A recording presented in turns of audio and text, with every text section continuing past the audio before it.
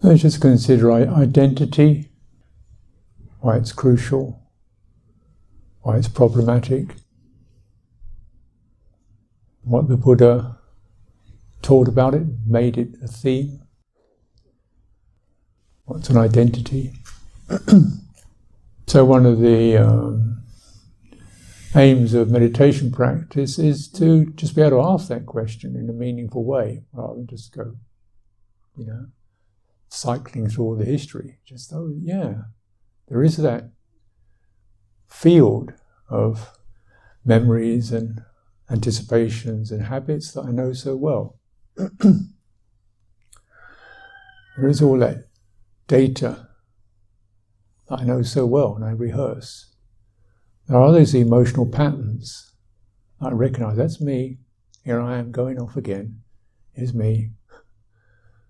There's that. And there are those senses of, I've got to have one of those. I can't go without that. Oh no, what if I lose that? This is what I really belong to. This is what I feel is important. This is crucial. This is important for me. There's that, isn't there? And there's also, perhaps, I have problems. I can no longer really just keep blaming everyone else for them.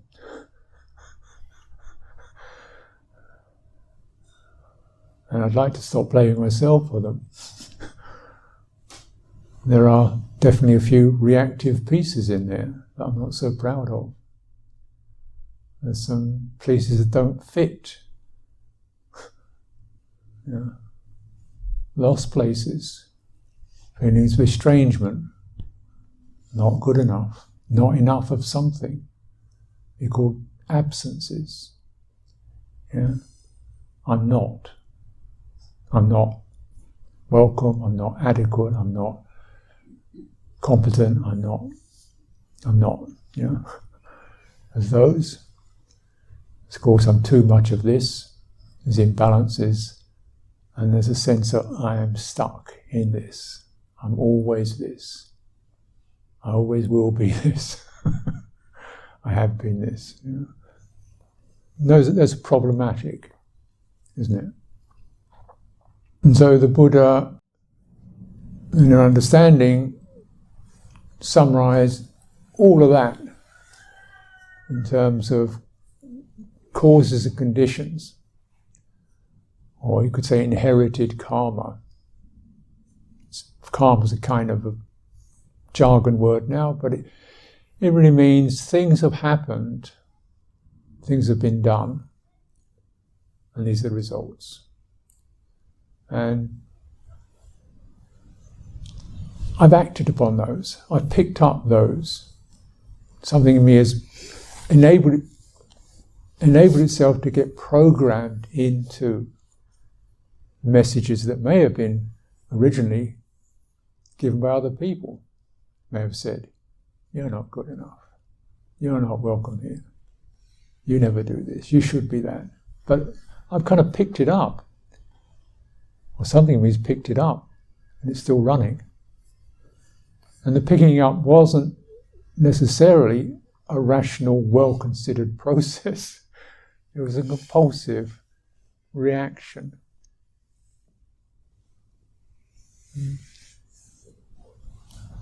And the compulsive reaction is based upon the sense of, it's a reflex, remember, not a rational argument, a reflex. Adopt these, if I adopt these, I'll be okay. I'll know where I am. I know who I am. If I adopt the messages of what I'm supposed to be and should be, adopt them, then I'll be okay.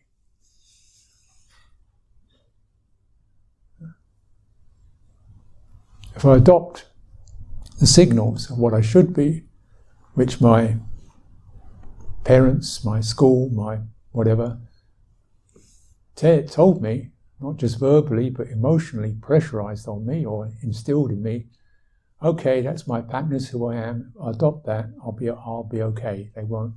I'll be accepted, I'll be in it, I'll belong. You know?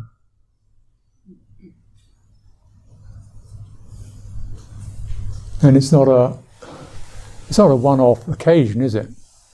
It's going on all the time. Buy one of these and you'll be happy.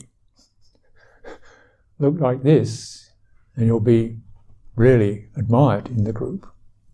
Look like that, you'll be left behind. Do one of this and you'll be a guaranteed success, security. If you don't do that, so that's it. It's constantly shaping, isn't it? So that's shaping.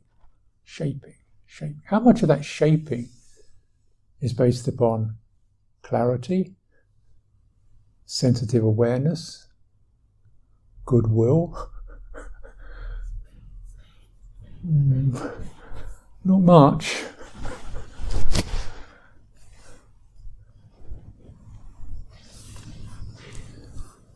And this instinct to pick it up, because then I know who I am.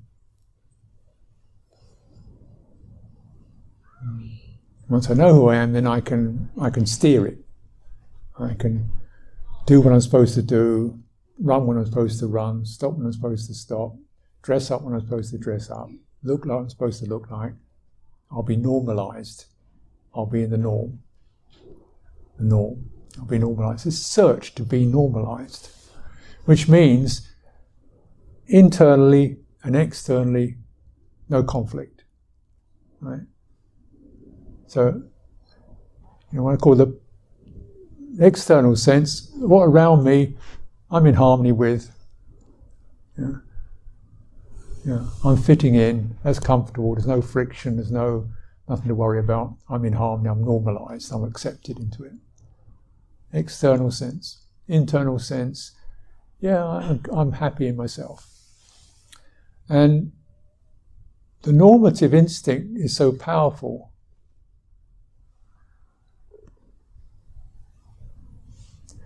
that without proper cultivation, we will normalize to an external situation even if it damages us internally. Because externally is not bigger and more important than internally.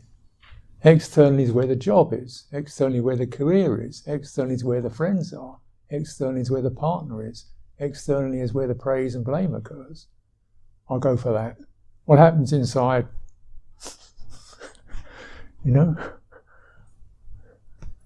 have to sort of push it around a bit to make it fit.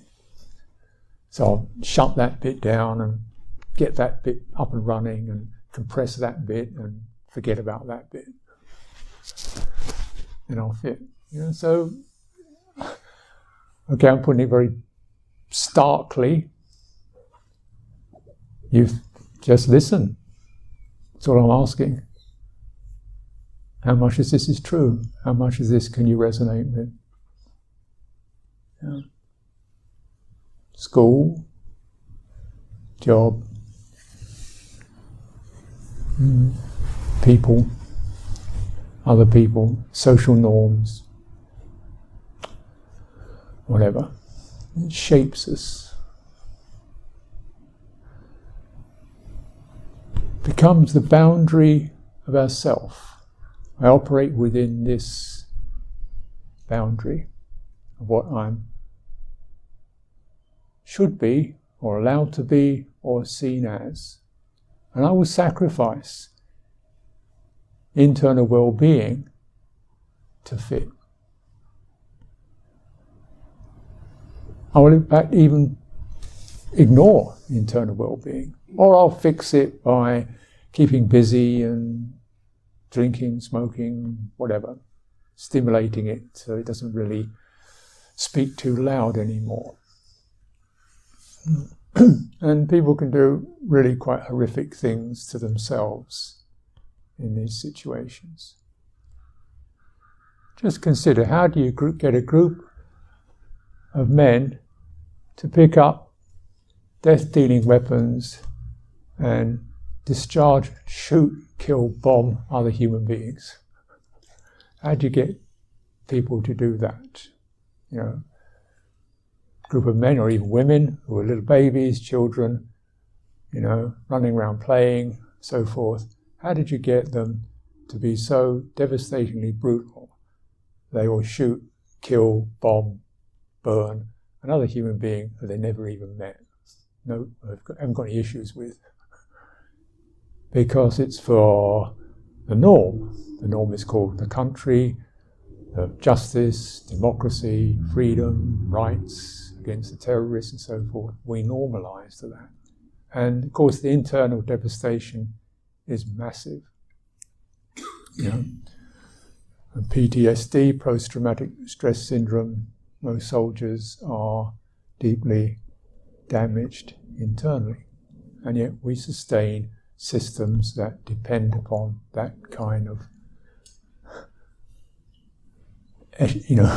phenomenon. Okay? Then you take it to maybe the workplace, particularly if you're in that sense of, you get promoted, you work harder, promotion, so forth, up and running, upwardly mobile, 24, gig economy, all this kind of stuff, put pressure on, stress out to get the results, to keep you in a job or to get reward or get promoted or something. You're not motivated enough, so stress out. This is even more common than warfare, but it is similar in some extent, less brutal, less acknowledged, and yet stressing damages bodies. It's not just people. It's not just a bit of emotional stress. It actually affects the nervous system, because all the neurochemicals that get enacted for stress, to stress out, to overperform, corrode the fine nerve endings. So you become numb, slightly numb around the edges, less sensitive, and certain pieces of behavior are no longer available, such as self-respect, love, joy, relaxation. The possibility of those diminish, and we participate in it, unknowingly, of course, with the line that this will make you whatever, successful, and you can always get over it by having a few drinks or going to the Bahamas or buying a new car.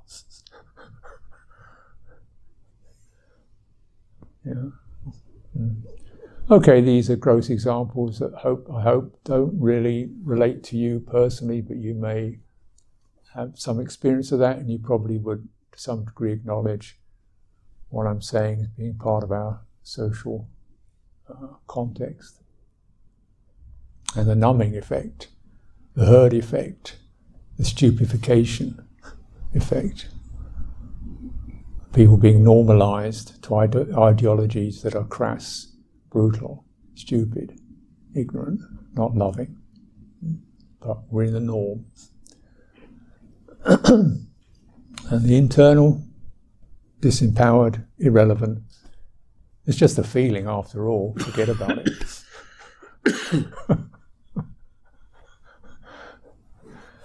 Okay, so we say, well, do you want to just become totally self-obsessive, where every thought, every feeling you've got to cherish and love and feel it, enact and feel is worthy and should be acted out? No, not really. But there's got to be a norm, has to be balanced between the internal and the external spheres. That sounds like a big job. Actually, yes, it is, and yet it will happen kind of reflexively if you release the package that you're contained in, that's holding that whole model in shape, in place. Okay, so I've talked about, when I'm talking about normative, so we are in some ways created by our habitual engagement with particularly the social world around us, but also the natural world. And that means that kind of channels our behavior and even our sense of what we are gets channeled and shaped by the social context, right? So that forms a shape. That's what I'm calling the boundary of yourself. And things that don't fit into that shape are not noticed. So this means we get a certain kind of quality of attention, which is to do with fulfilling those normative effects. Okay? We say a certain quality of attention. We might have a lot of quality of attention to our clothes, for example, because they define me. So I'm really aware of my clothing. Like, you got it on, haven't you? Yep. Well, that's all you need to know, really. No, it's the shade, the tint, the angle, because that's going to say something about me, Really? So that's an example of a kind of, we get wrapped in such a way. And of course, it's not just physical clothing, it's particular language, behaviors, gestures that we adopt to wrap ourselves in. So I'm okay with everyone else. And aspects that don't fit into that don't get energy into them. So if you go into the workplace, you're not going to hear a lot of people talking about, the 5 indriya, the enlightenment factors, the nature of equanimity. Equanimity is more or less a completely obsolete word these days. It means boring. Rather than some sublime, open, gentle, emotionally sensitive, non-reactive space, equanimity just means indifferent. Because it's a dead word in the human society. So we get things like progressive, new, powerful. Those are big words. But you look in Buddha Dhamma, there's no progressive, there's no powerful. It's the same old stuff. Equanimous, patient. Really? Is that it? This is the new me, the new look. Do you see how you also get wrapped up in the language, the values? Useful, more important than integrity. Productive, more useful than joyful. Quality of faith, well, that's a totally private affair that we don't want to talk about. It means some kind of religious belief. No, faith means just the openness and the aspiration to rise up to what's truly beautiful. Or, where's that gone? The aspiration and the interest and to rise up to what's truly beautiful. Heart rising up. Faith, where's that word gone? Now it just means always belongs to the Baha'i faith or the Buddhist faith. It means some kind of belief. So you get language dies, and that some of our referencing dies.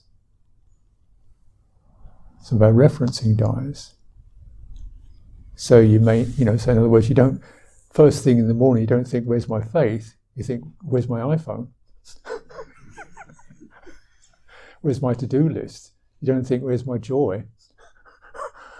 Where's my aspiration body? What? Where's my to-do list? What's on the calendar? Right? So you see how we're shaped. And certain really available human, universal human, not connected to only special people, but universally human, joyful, productive, amplifying qualities become ignored.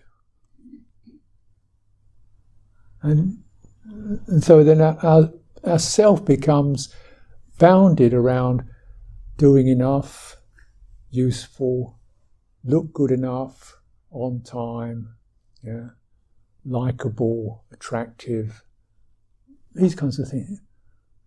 Where's all that go? I mean, where does all that go? Where does that take you? Right.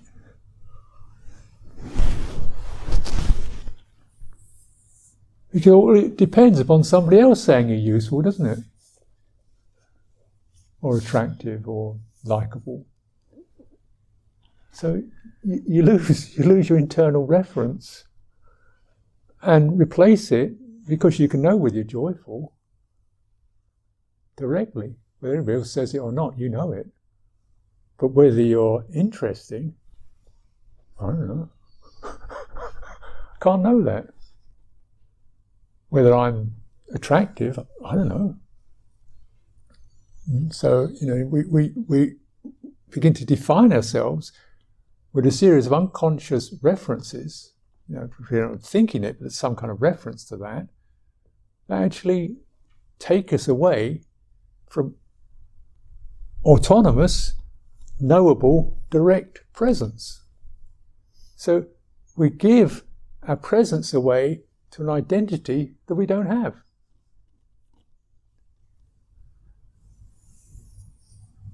It's a fiction. We give ourselves away to an identity that's based upon certain pressures and pushes and,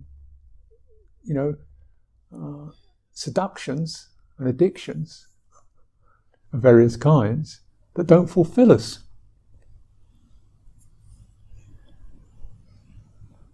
And we still can keep running on that, saying if I did it hard enough, it would fulfill me.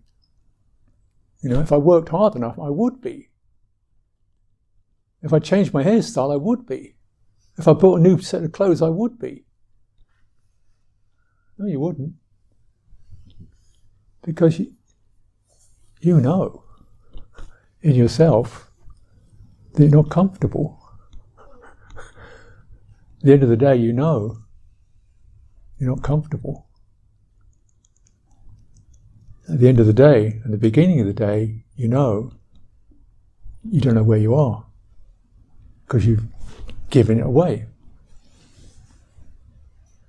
Chasing a false self, putting energy into a false self, working for a false self, living for a false self.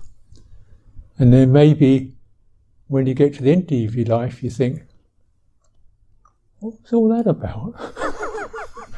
oh, it's a bit late now. The job wasn't that important. The physical appearance wasn't that important. What other people say and think wasn't that important. I bought into that for the last 75 years.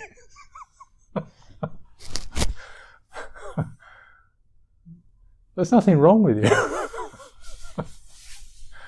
This is just the common hypnosis. So you say, well, actually, how do you sort of move out of that? And this is where it gets a bit confusing, because you say, where's my true self? And of course, if you're following the Buddha Dhamma, say, well, there's no true self. Well, there is a truth. And there is a citta, there is awareness, there's presence, there's heart. Call it what you like, but that's what I'm using. There's knowingness, and there's being here, right? And being here is not geographical. You can be here in Islington, you can be here in Nepal, you can be here at the bottom of the sea, you can be here in an upper aeroplane. It's not geographical. It's just you're embodied. And it's alive. Did you ever get into that? Really get into it? And say, the rest of it changes. Islington, Nepal, they change. I move around in them, but this one, I live with. Why don't I just look after it, listen to it, right? Search for its welfare, straighten it if it needs it. attend to it, be guided by it. Is it an identity? Well, it's got no name, it's got no gender, it's got no age, it has no nationality, it doesn't own anything. Yeah? So why call it a self? It doesn't want anything, doesn't want to become anything, has no history, has no time. Why call it a self? Why not just call it this? Or don't call it anything. But there is a refuge. And the Buddha said, seek your own refuge. Seek your refuge, there is that. And you should befriend yourself. So it's a little more than just being nice. It also means that we begin to acknowledge, just not just the theory about social conditioning, family conditioning, karmic conditioning, but the direct experience of this is suffering. I'm pushing, something's pushing. Something in me is pushing, something in me is shivering, something in me, is fearful. This is suffering. Whatever I am or whatever I'm not, suffering is to be let go of. Right? This compulsive quality of, I've got to have one of these, I can't do without that, that's suffering. This sense of, I'm never this, I'm never that, however true it is debatable. But what is not debatable is, this is suffering. Whether I'm as good as the next person or not, who knows? How could that probably be assessed? But I know that whenever I start doing that, suffering. Yeah? Is that the case? Yeah. Not as strong as she is, not as wise as he is. Yeah. Brain doesn't work as quick as hers does, or as it should be, or as I used to be. Suffering. So as soon as we start making these comparative statements, they become a self-definition. However true or not true it is, what you can really know is there's that pang of suffering. So that's, yeah. Right? So it always comes down to the same core teaching. And also, this doesn't have to happen. Taking things as a person doesn't have to happen. But to not do that is not just a matter of verbally saying this is not myself. You have to actually do a bit of penetrative work to unveil and discover the reflexes, which are no longer a choice, they're a compulsive reflex. You don't decide to be self-critical. You don't decide to feel anxious. These are reflexes that kick in. And that's what we call the power of karma, is it gets right into your nerve endings. The power of conditioning gets right into your reflexes, where you can feel this is wrong, and you still do it. Right? I shouldn't have another one of those, and you just did.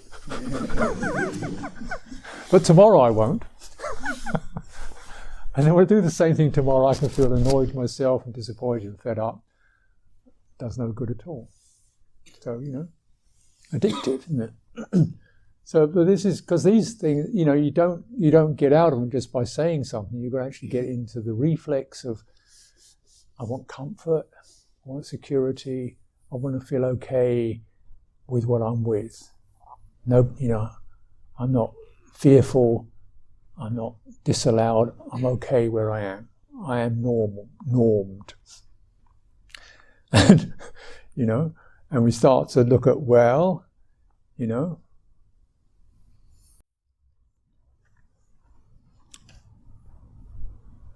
going to take your norm as?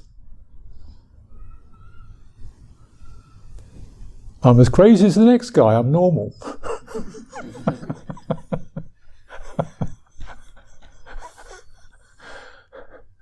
You know, like in the army, I'm as brutal as the next guy, I'm completely normal. Like in the office, I'm as freaked out and fried as the next person, I'm normal. You know, when you're squashed in the tube train, I'm as compulsive and shut down as the next person, I'm completely normal. You want to take that as your norm? So I'd say, yeah, you do need to normalise, but don't start normalising to the wrong signals. Because actually it's not really other people. It's the impressions that you get.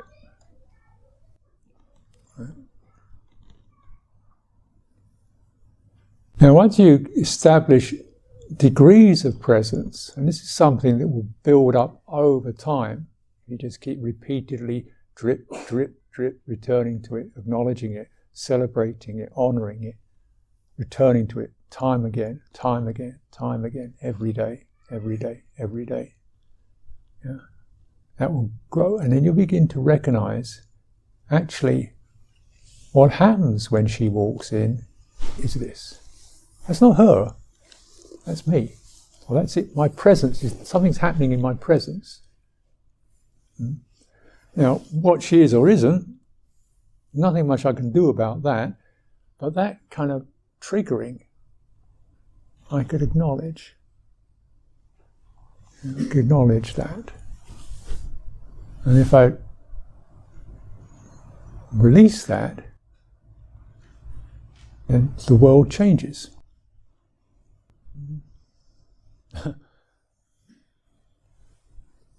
Did you get that? Of course, this is just a tiny little moment, isn't it?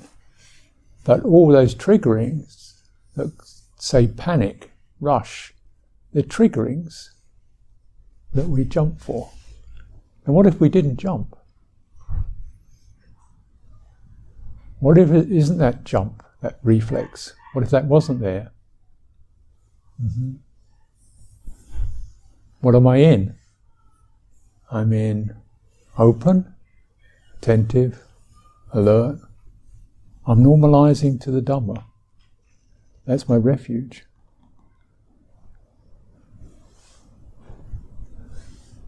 I feel that shiver of anxiety.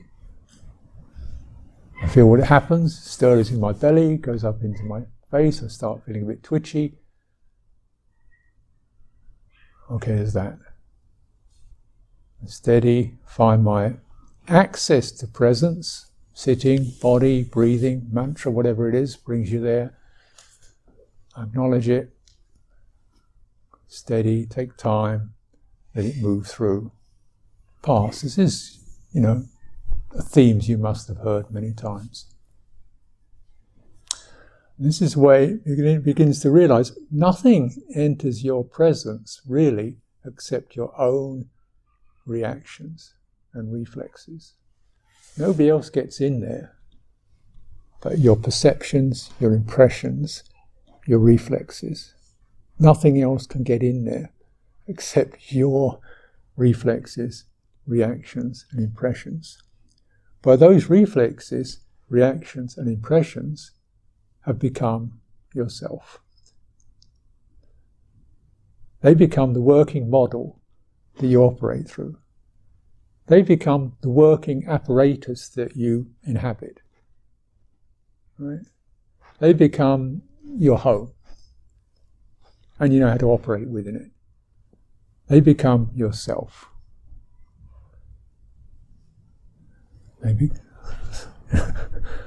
Right? Now, what if they didn't do that? What if they're acknowledged as impression, reaction, reflex, desire, fear, regret, guilt, inadequacy? What if they were acknowledged as such, as pretty normal triggers, that those words are not esoteric jargon words? We all know what they mean. We've all felt them, haven't we? They're universal. Nothing personal about regret, guilt, fear, anxiety,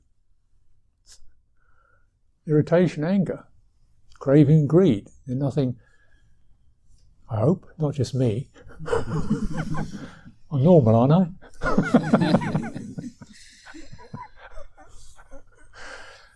So what if it recognizes that, and this is suffering?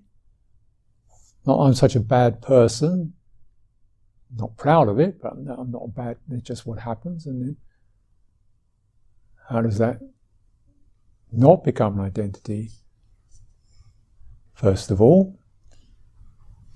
And then what is the medium that responds wisely to that? It's not myself. It's not I'm going to get in there and sort this out. Who's that? And it's not I'm going to get in there and shape myself up. Who's that?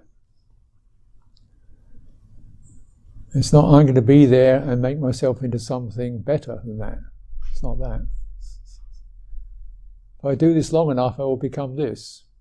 It's not that. That's part of the same process, same self-packaging process. What's it like if we don't have that? If we just, there can be an opening, a recognition, acknowledgement, a checking, a restraining, a proper relationship, a releasing. Who I am, what I am, I don't need to know. But I do know is suffering stopped. The rest of it, who knows? Yeah. Have I become something else? I don't know. Will I become something? I don't know. Am I a stream enterer? I don't know. Am I a complete idiot? I don't know. But I know suffering stopped. You can directly access. So you see, you in all ways, you want to release the self that has become and not adopt a new one. Because as you probably would recognize, whenever you do go in there with this, I am this, I should be that, a lot of pressure goes on and struggling occurs and suffering, and you don't get the result of equanimous, joyful, open, at ease. You just get more complicated.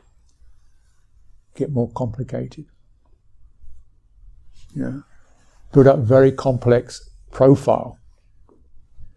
My zodiac sign, my birth year, my parents, my sociological background, my karmic, all this detailed, this is me, whoa, story of my life, all their complex profiles. Probably because my Venus is properly misaligned with Leo, and I met a Taurus ascendant when I was 15, and or whatever,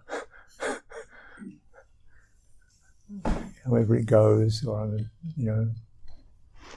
psychological result of psychological spiritual bypassing with deflective tendencies and denial built into addictive personality, compulsive behavior, with certain amounts of somatic occlusion, particularly in the relational sphere. True. In a way, not self. How much do you need to know? Some of it's useful, some of it's useful for a while, some of it, but basically what's always useful is suffering, self-release. So why do we why do we meditate? What is that about? What's process about? Process is about establishing a boundary, a normative boundary, a sense of presence that is not socially conditioned. Yeah. That actually begins in the center and expands out. Okay, put it another way. It begins in your heart, in what you feel present, valuable, useful, comfortable, manageable here, begins in your heart, and you gradually expand it. Right? Through your body, through that territory, this intimate domain, which is quite a battlefield sometimes. Quite a lot of scarring, quite a lot of whatever. Through that, and into the domain around you, so that you normalize by finding a true norm which you can really know. And interestingly enough, norm is one of the translations of the word Dhamma, the true norm, because you know it for yourself and it's totally stable and it speaks for itself. This is it. And then you've got that little piece, and then how meditation practice is a matter of accessing that with faith and with right view, and then how does this radiate through my body, my embodied sense, my mind, my heart. So you're cleaning, purifying the field and to other beings. This person makes me feel apprehensive. My apprehension. So it means I must regard this person carefully with a mind of goodwill, because I feel nervous. Doesn't mean I've got to kind of say you're wonderful, just release the fearfulness or the mistrust that's occurring, acknowledge that. So in a way, other people are a continual practice process. He's much better than I am. Let's look at that. She doesn't like me. Let's look at that. I've always got to do this for her. She needs me. I've always got to do this for her. Let's look at that. I've got to work myself because of her. I've got to do this because of her. Wait a minute. Let's look at that. They're your signals. They're your signals. Nothing gets in there apart from your own signals. How true are they?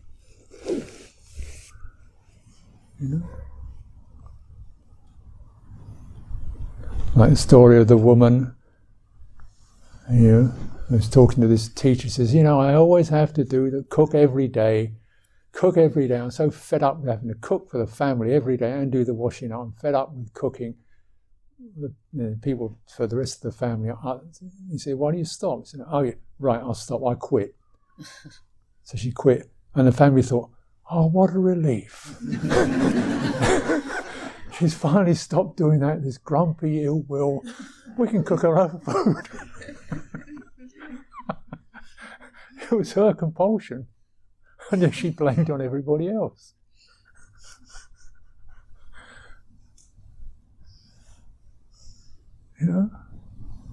Because I guess her profile was, you're obliged to do this for your family. A good mother, a good wife does this for the family. That was the program. She bought it. Then you'll be what a good woman should be. And she was a miserable, crabby old so-and-so, like a good woman should be. Full of resentment and suppressing it all, like a good woman should.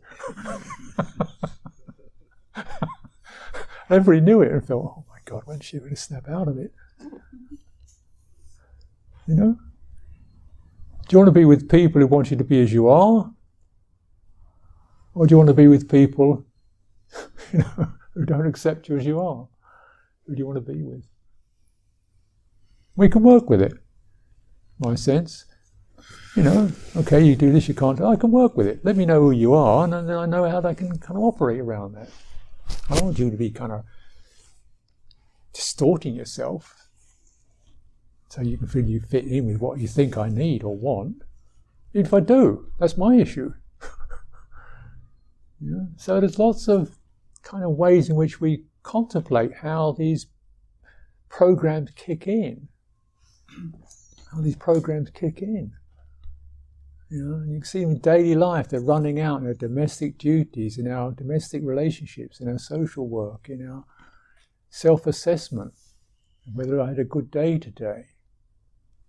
Did I get enough done today? Yeah. Workaholics.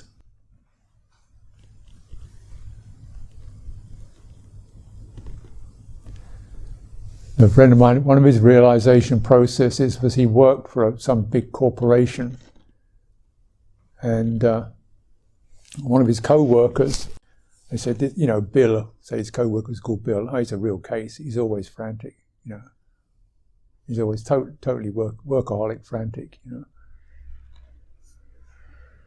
So one day my friend sitting in his office working away, Bill phones him up and says, "It's Sunday afternoon, I knew you'd be in the office." Bill's out playing golf. "I phoned you up because I knew you'd be in the office. It's Sunday afternoon, I knew you'd be in the office." Bill, the frantic workaholic, knows I'll be in the office. I'm crazier than he is.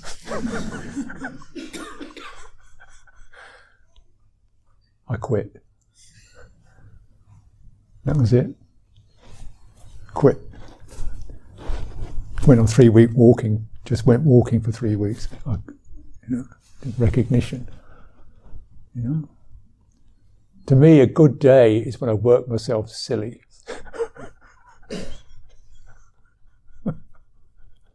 Workaholic. These are all common language, common patterns, aren't they? How do human beings get into this? How do we begin to, almost know each other as that? Oh, there's the workaholic, she'll do that. There's the person who'll always look after me, she'll do that.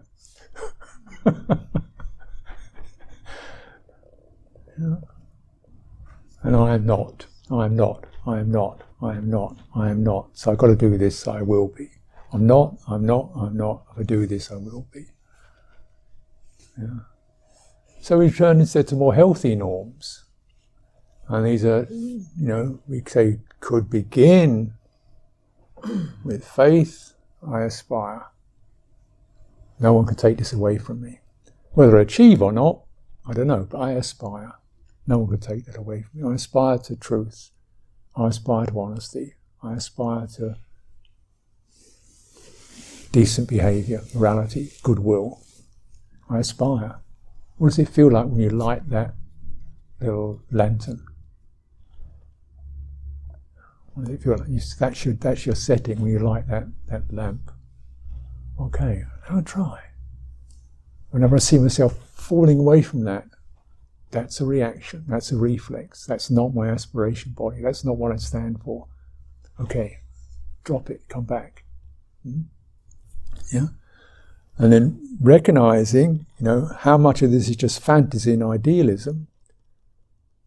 Well, your body is the check place. You run that signal through your body and see what happens. If you run, I aspire to joy, truthfulness and generosity, sit there with that, take a few breaths. Okay, get over the dizzy feeling of this is impossible.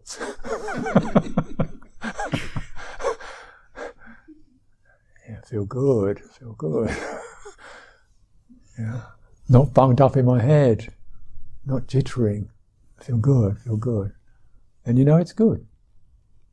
It's good.